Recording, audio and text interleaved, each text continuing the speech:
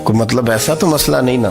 तो मैंने back call की, मैंने कहा यार मेरी बात सुन, मसला क्या? कि नहीं कुछ नहीं दिल कर रहा था। मैं कहा मेरी गल सुन, रहे असी 4-5 साल कट्ठे, मैं तेन जानना, असल बात कर। कहने लगा मकान भी बड़ा है, सारा कुछ ठीक है, पर वो बड़ा ही बेनियाज है। कुछ हालात इस किस्म के आ गए हैं कि लोगों को बताऊं भी तो लोग मानने को तैयार नहीं। ज़्यादा नहीं, मुझे ना थोड़े से पैसों की ज़रूरत है, को 15-20 हज़ार अगर मिल जाए, मेरी ज़रूरत। आप यकीन करें मैं रोता रहा सारी रात। मैंने कहा मेहरबाना तेरा किस तरह करांगे, इससे लेके ज़माना इस्तेमाल करता था, पर बेपरवाही वेख ना सज्जड़ दी, जिथे किसे दी पेश ना जावे, उन्हें ताजा वाले दर दर रोले ते मंगते तख्त बिठावे। सजना किसे नू कारा मिल दई, कोई काबे खाली आवे।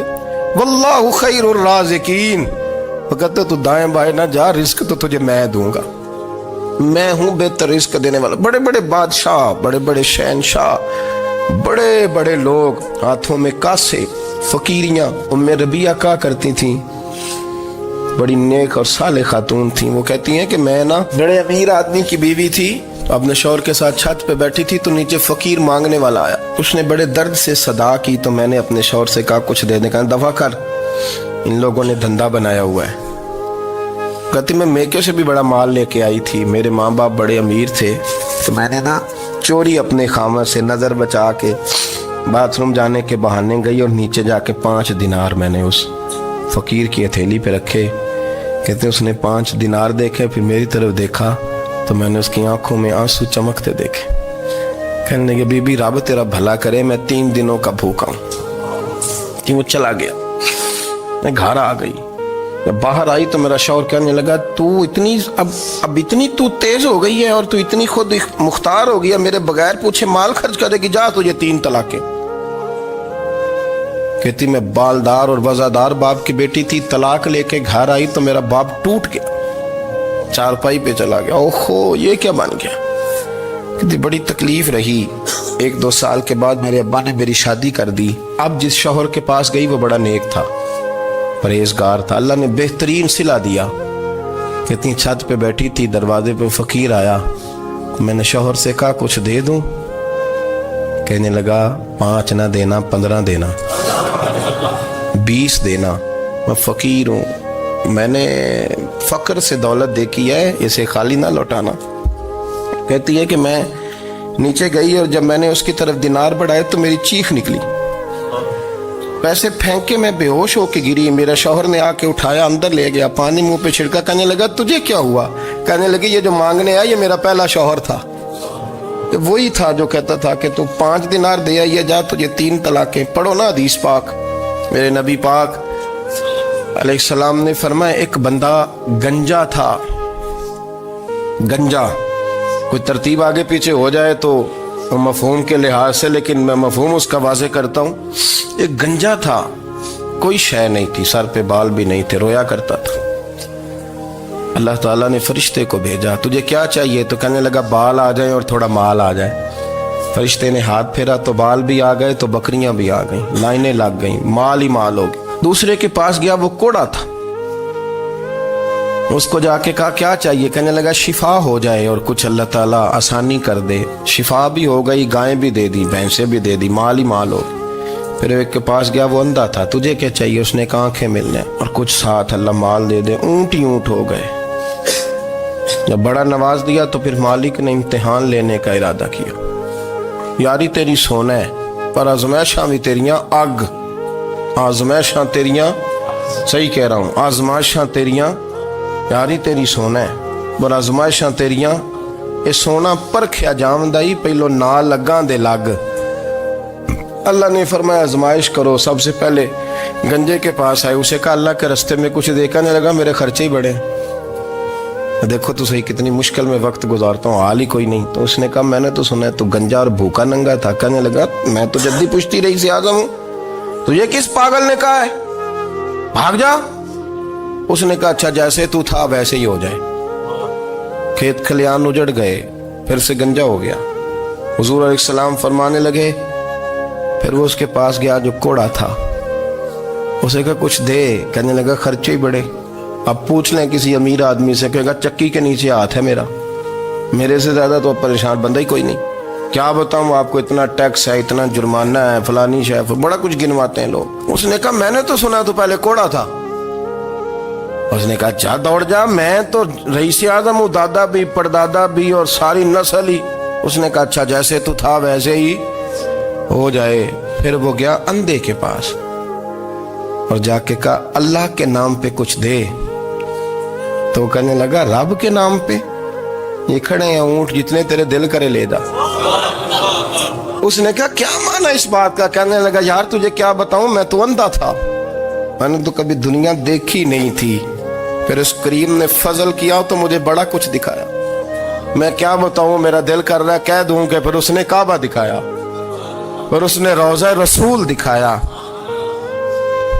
फिर उसने रियाजुल जन्ना के सजदे दिखाए, फिर उसने अपने महबूब के दरवाजे की रौनकें दिखाई। उसने बड़ा कुछ दिया, उसने बड़ा नवाजा। मेरे पास तो शायद मैं बदकार पुराना खादम, किसे दर मिली न टोई, एते वासफ यार ने नजर जो की थी, फिर वासफ ही होई।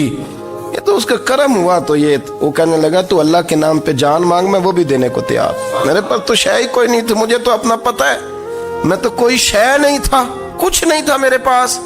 ये तो उनका करम है कि रुख इनका उधर है, और मुख्तसर सी मेरी कहानी है, ये जो भी है उनकी मेहरबानी है। तो वो कहने लगा मैं भी कुछ लेने नहीं आया था, तेरी आजमाइश ही करने आया था, तेरी इज्जतें भी सलामत रहेंगी, तेरा माल भी सलामत रहेगा, तेरी शिफा भी। अपनी जिंदगी में कभी भी अल्लाह की बारगाह से तवज्जो इधर उधर न करें, छोड़े लोग क्या कर रहे हैं, दुनिया क्या कह रही, कभी भी अपनी तवज्जो दाएं। हमारा ये मसला बन गया कि हमारी सियासत है, हमारी दुनियादारी है, हम बंदों को राजी करना चाहते हैं, हम देखते हैं कौन किस तरह। और आप यकीन करें आप थक जाएंगे, बंदे राजी नहीं होंगे, वो नहीं राजी होते। आप इनको मना के लाएंगे तो इधर वाले निकल जाएंगे, इधर को मनाएंगे तो इधर वाले निकल जाएंगे। इस चक्कर से बाहर आए, उस रब को राजी करें जो फरमाता है इन्नल्लज़ीना आमनू व अमिलुस्सालिहाति सयजअलु लहुमुर रहमानु वुद्दा। फरमाया तो ईमान लाने के बाद नेक अमल कर, मैं लोगों के दिलों में तेरी मोहब्बत पैदा कर दूंगा। रहमान लोगों के दिलों में मोहब्बत डाल देगा, अल्लाह लोगों के दिलों में। अपनी नजर हमेशा अपने रब पे रखें, इतनी लंबी चौड़ी दुनियादारों से उम्मीदें ना वाबस्ता करें। मैंने देखा है लोग कासालेसी करते हैं, कभी उसके दरवाजे पे कभी उसके दरवाजे पे।